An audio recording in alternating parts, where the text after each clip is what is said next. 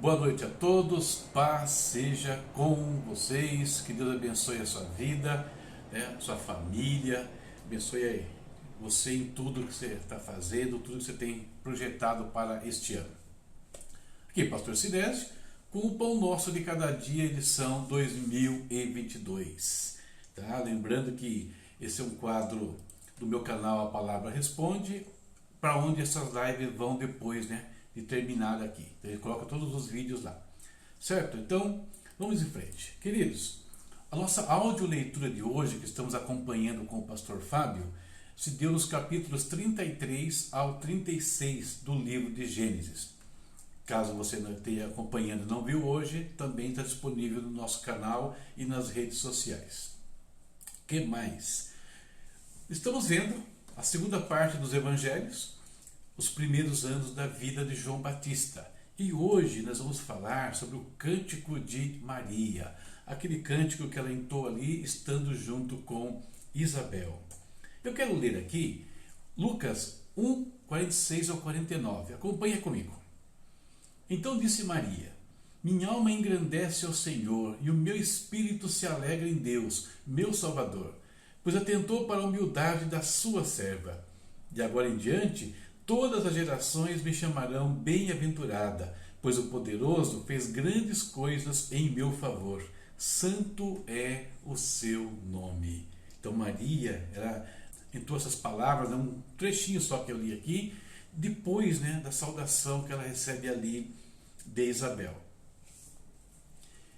Uma coisa que nós podemos observar, um hábito comum do povo israelita, do povo judeu, é que eles cantam a sua experiência com Deus. Então é um hábito que a gente pode observar nas Escrituras, no Velho Testamento, mesmo no Novo. Eles cantam, aquilo que eles estão pensando, aquilo que eles estão vivendo com Deus ali, eles transformam em canções. E nós temos diversos exemplos.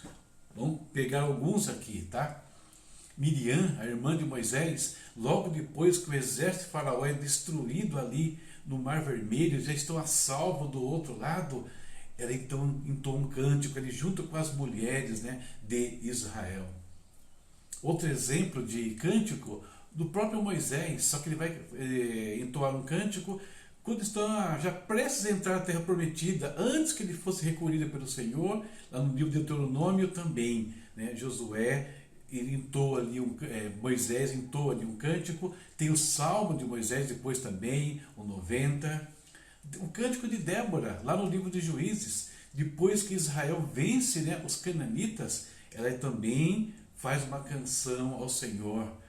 Que falar de Davi, quase uma centena de salmos atribuídos a esse que é chamado o mavioso de Israel, o salmista de Israel.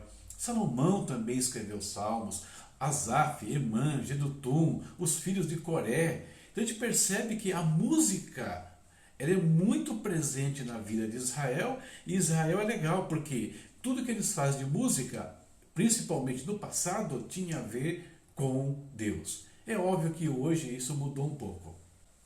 Agora, uma coisa que chama atenção quando Israel canta suas experiências com Deus, é que eles não restringem isso a alguma coisa que nós fazemos, hoje em dia, de certa forma. A maioria de nós fazemos. Por quê? Quando que a gente adora a Deus? Em momentos de alegria, em momentos de vitória, congressos, acampamentos, a gente adora, a gente faz uma festa. Israel não. Eles cantavam a Deus tudo o que eles estavam sentindo. Então, era a celebração, eles cantavam. Era a tristeza, eles cantavam. Era luto, eles cantavam. Então, nós percebemos nos Salmos, por exemplo, que muitos deles foram cantados em situações adversas. Por exemplo, o Salmo 51 de Davi, o salmo que ele escreve depois do incidente com Jezabel, uma catástrofe. Então, percebe? Ele não está cantando só o momento de vitória, ele canta o momento de arrependimento, de contrição também. O Salmo 62, 63, que ele escreve quando estava fugindo de Saul, naquela fase terrível que ele viveu. Então, é isso que a gente percebe nos cânticos de Israel. Eles cantam a Deus os seus sentimentos. Eles colocam para fora aquilo que está no seu coração. que pode ser vitória, pode ser lamento, pode ser um constrangimento, um arrependimento, enfim. Olha as lamentações de Jeremias, né? Que as lamentações ali, né, falam da catástrofe que foi o fim do reino de Judá, por exemplo. Então esse é um ponto interessante, queridos, para a gente entender que nós podemos cantar ao Senhor, adorar ao Senhor em qualquer circunstância, e derramar o nosso coração, né, na presença do Pai. E quando se fala em adoração, e o Cântico de Maria aqui tem a ver com adoração, eu gosto de falar um pouquinho sobre a natureza da verdadeira adoração. Sempre repito isso. Verdadeira adoração. E como falar da verdadeira adoração? Eu gosto de mencionar isso falando da origem do termo, de onde vem a palavra adoração. E ela vem do latim adoratio. E o que significa o adoratio, no caso aqui? Tem a ver com adoração? Nada a ver. O adoratio, ele simplesmente era o serviço que era oferecido pelos servos, pelos escravos, aos seus senhores. Então, o serviço de um escravo, de um servo para um senhor, era chamado de adoratio. E os servos, eles estavam à disposição em que momento para os seus senhores? 24 horas. Então eles tinham que estar dispostos a servir e atender os seus senhores 24 horas por dia. Então, desse adoratio, dessa dedicação total que os servos tinham, vai derivar a palavra adoração, que vai ser usada então em relação às divindades e também, no caso, a nossa divindade verdadeira, o Deus vivo, que é o nosso Deus. Então, aí que vem a adoração. Então, a verdadeira adoração, ela não está restrita a um momento, a uma situação da nossa vida. De forma alguma. A verdadeira adoração, ela é um estilo de vida. Um estilo de vida que agrada a Deus. Nós vimos nas reflexões anteriores que Zacarias, Isabel, José e Maria eram justos. Pessoas tementes a Deus. Então nós podemos dizer que eles tinham uma vida de adoração a Deus continuamente, né, no caso. E nesse ambiente que eles viviam de justiça, né, de temor a Deus, vai então surgir uma flor, uma efervescer ali esse cântico. Então o Cântico de Maria não é uma coisa aleatória, né? De repente ela teve um mover ali e cantou. Não! Ela tinha uma vida com Deus, ela estava andando com Deus, ela estava sendo usada por Deus. E no momento, ela então adora ao Senhor. Mas percebe? Dentro de todo um contexto de vida. Então, isso aqui é um ponto importante. A adoração, ela floresce de uma vida justa. Outro ponto importante que a gente percebe também nos cânticos de Israel é que ele não está restrito aos lugares. Israel não adorava a Deus lá no templo, somente, ou no tabernáculo. Não. A maioria dos cânticos que eu citei para vocês aqui como exemplo, Miriam, Moisés, Davi, Salomão, a maioria deles, você foi pesquisar lá no Antigo Testamento, foram cânticos que não aconteceram em nenhum lugar sagrado. Estava no deserto, estava numa casa, estava num campo de batalha e assim por diante. Então a adoração, ela não se restringe, como eu falei, a momentos, ela não se restringe a lugares. A adoração, ela é um processo contínuo nas nossas vidas. Por isso que o apóstolo Paulo, ele escreve aos Coríntios, né, na primeira carta, capítulo 10, no versículo 31, portanto, quer comais, quer bebais, ou façais qualquer outra coisa, façam tudo para a glória de Deus. Tudo. Então, esse é um ponto interessante. Fala do Cântico de Maria, então nos leva a refletir um pouquinho dessas questões de adoração. E sobre o Cântico de Maria? Eu não vou comentar de todo aqui. Eu peguei acho que umas 3 coisinhas que eu queria aqui discutir. Primeiro, ela fala, a minha alma engrandece ao Senhor. E lá no finalzinho, no texto que eu li, inclusive, fala, santo é o seu nome, né? No caso, lá no Pão Nosso, né, nós falamos, né, santificado seja o teu nome. Aí isso me lembrou uma pergunta que até o Lucas, meu filho, me fez uma época, eu acabei de fazer até um vídeo falando sobre esse assunto, e fiz até um bate-papo com um pastor de Curitiba, falando sobre o mesmo tema. Essa questão de engrandecer a Deus, né? Santificar o nome de Deus. Queridos, nada que nós façamos, absolutamente nada, mexe na natureza de Deus. Mexe na santidade de Deus. Então o que é engrandecer a Deus? É declarar a grandeza de Deus. É mostrar para aqueles que estão ao nosso lado a grandeza daquele a quem nós servimos. Isso nós podemos fazer com palavras, mas também podemos fazer com as nossas vidas. Por quê? Quando as pessoas que estão no nosso entorno veem a obra de Deus em nós, eles podem perceber o quão grande é o nosso Deus.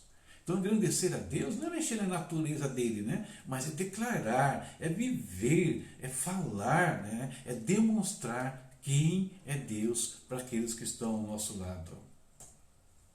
Outro ponto que Maria fala, né? Ela destaca a misericórdia de Deus para com ela e para com o povo de Israel. Maria tinha sido escolhida ali para uma missão muito importante, como Isabel também foi escolhida. E ela fala, e o anjo fala que ela foi agraciada por Deus. Queridos, e percebam que Maria, em nenhum momento, ela se ufana disso. Porque ela sabia muito bem que a escolha dela foi uma graça de Deus. A escolha dela foi fruto da misericórdia de Deus para com a vida dela, para com o povo dela. Certamente em Israel haviam outras mulheres também tementes ao Senhor. Não tenho dúvida disso. Então, se ela foi escolhida, foi pela benesse e escolha simples do Senhor. Misericórdia de Deus. Às vezes nós recebemos algumas coisas do Senhor, às vezes nós temos alguns privilégios de Deus nesse mundo, e nós não temos em nenhum momento do que se orgulhar, do que se ensoberbecer, porque é tudo misericórdia de Deus. Por maior que seja aquilo que Deus nos dê a fazer, por maior que seja o privilégio que Deus nos dá, é fruto da misericórdia de Deus. Misericórdia de Deus é um atributo, né? Um dos atributos morais do Senhor. Misericórdia de Deus é a bondade de Deus em ação. É isso que Maria está cantando ali e exaltando, essa misericórdia. E aí eu me lembro de um cântico, bem conhecido até, acredito que vocês conheçam, do Ministério Zoe, Nunca Foi Sobre Nós, né? E o refrão eles dizem, né? Nunca foi sobre nós ou o que podemos fazer. É tudo sobre Jesus, é tudo para Jesus, somente para Ele. Então, isso aqui é um ponto importante que a gente vê e se destaca, né, no Cântico de Maria. E mais um ponto, melhor dizendo aqui, é o seguinte, ela fala que Deus, né, ele encheu a alma, né, ele satisfez a alma dos famintos e despediu vazio os ricos. Eu fiquei pensando nesse versículo, eu achei curioso, por quê? Porque os ricos não precisam de alimento. Os ricos, né, quando eles chegam a Deus, eles têm tudo o que eles precisam. Os pobres, sim, esses precisam do socorro de Deus. Eventualmente, aí, às vezes, muitas vezes até, a gente pode ver isso no ministério de Jesus, né? E por 2 vezes, ele multiplicando os pães ali para aquela multidão que não tinha como se alimentar. Então, olha só. Então, como é que é esse de satisfazer o faminto e despedir o rico de mãos vazias? Eu fiquei olhando para esse texto e eu pensei nele de uma maneira espiritual e não simplesmente física. Como assim? Vamos pensar no que Jesus falou algumas décadas depois, né? Aqui estamos ainda falando do Cântico de Maria ainda. Algumas décadas depois, Jesus vai dizer o seguinte: bem-aventurados os que têm fome e sede de justiça, pois serão fartos. Ele está falando de fome aqui, sede, sim, mas não da sede física, da sede espiritual.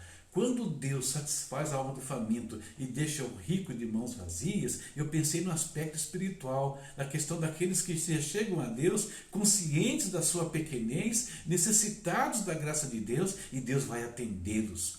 Mas tem aqueles que são soberbos, que acham que são justos, que não precisam de nenhuma reparação da parte divina. Esses saem da presença de Jesus vazios, famintos, né, espiritualmente falando.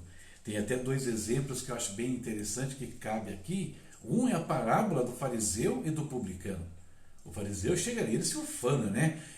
Senhor, eu não sou como os pecadores, eu jejuo tantas vezes por semana, eu dou o dízimo de tudo que eu possuo. Ele se engrandece ali na presença, né, de Deus, como se aquilo fosse uma coisa aceitável ao Senhor. E o publicano, que Jesus fala, de longe ele batia no peito ali, ser propício a mim, pecador. Aí Jesus fala, ele, o publicano, aquele que era o pecador aos olhos do fariseu, vai para casa justificado. O fariseu não. O fariseu, o rico, né, ou ali o soberbo, vai embora faminto, carente da graça de Deus. O pecador aos olhos do fariseu, esse vai para casa abençoado por Deus. Tem o caso do jovem rico, né, que vai conversar com Jesus. E ele chega ali querendo o quê? Bom mestre, que farei para ter a vida eterna? E Jesus dá uma primeira etapa de orientações e fala, estou dentro. Aí Jesus fala, não, ainda não, falta um detalhe. Você tem que se dispor de tudo que você tem e dar para os pobres. E aí a gente conhece a história, né? Ele vai embora triste para casa. Então, um rico que também foi embora carente da graça de Deus. Então, assim que eu vejo essa declaração de Maria aqui no cântico.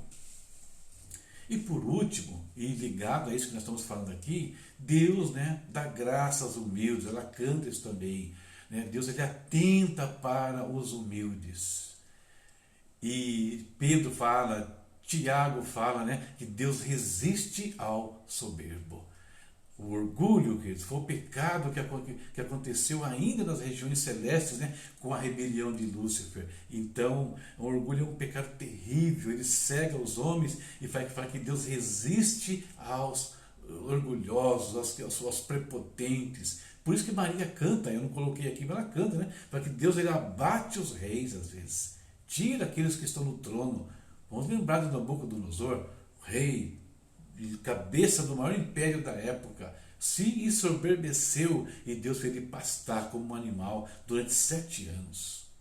Só quando ele reconheceu a graça de Deus, só quando ele percebeu que declarou quem era o Senhor de todas as coisas, quem tinha o domínio sobre todas as coisas, é que ele foi restaurado por Deus ao lugar dele, ao trono que lhe pertencia. Então, Deus dá graça aos humildes. Não esqueçam disso nunca, né? Nós temos que tomar muito cuidado com essa questão.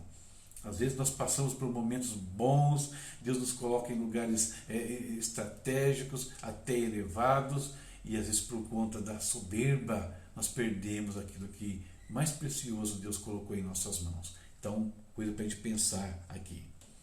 E falando nisso, nesse assunto, eu gosto de um versículo de Isaías 57:15, quando Deus fala o seguinte por meio do profeta: pois assim diz o alto e sublime, que vive para sempre e cujo nome é santo. Habito no lugar alto e santo, mas habito também com o contrito e humilde de espírito, para dar novo ânimo ao espírito do humilde e novo alento ao coração do contrito. Então Deus ama os humildes, resiste aos soberbos. Então, olhando para esse cântico de Maria aqui, a posição de Maria, como ela fala do Senhor, como ela se posiciona diante do Senhor, mesmo tendo recebido um privilégio tão grande, que a nossa vida seja como uma delas, seja como um jardim, né? Um jardim de adoração a Deus.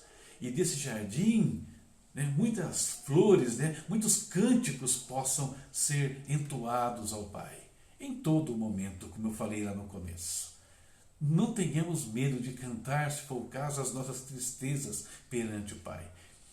Salmo 42, eu acho muito interessante Davi falando, né?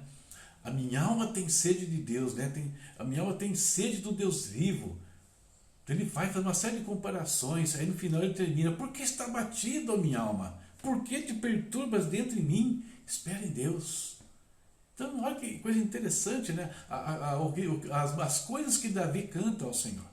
Então Maria estava celebrando, mas Davi celebrou, chorou, fez de tudo, e tudo isso ele colocou na presença do Pai.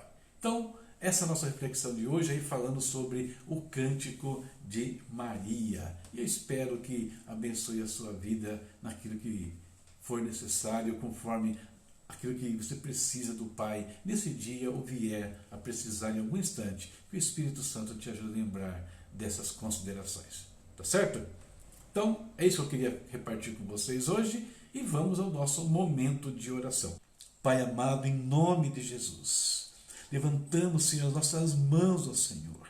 Nós nos curvamos diante da Tua presença, Pai eterno. Estamos, Senhor, aqui vivendo diante de Ti, cada um dentro de uma realidade, mas como nós vimos hoje aqui, nós podemos e devemos adorar ao Senhor em todo instante, em todos os lugares e em qualquer circunstância, Pai. Nós Te adoramos, nós Te bendizemos, Deus Altíssimo, nosso Redentor, nosso Salvador, mudou a nossa história, nos deu um lar eterno que estamos ansiosos para herdá-lo, Senhor. Muito obrigado por tudo, meu Deus.